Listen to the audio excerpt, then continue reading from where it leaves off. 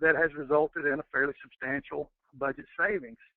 If you look at the other committee work that's been done, most committees have not been that successful. So I think we've really got to give credit to Colin Peterson and Frank Lucas and Thad Cochran and Debbie Stabenow. They did come together and deliver something that does meet some budget targets that I think are pretty important for us all. So that's worth pointing out. And you can see there, Title I, obviously the big savings come from the elimination of the direct and countercyclical program.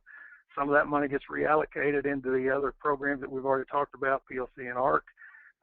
Some is transferred then into Title XI, into the stacks and SCO programs.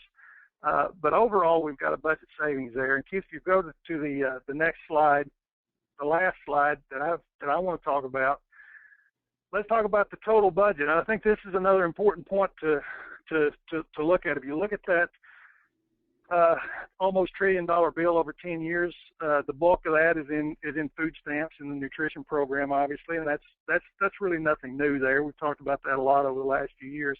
What is new, I think, and what's worth pointing out, look at crop insurance, $89.8 billion over 10 years. That's about 9.5% of Farm Bill spending over that 10-year baseline.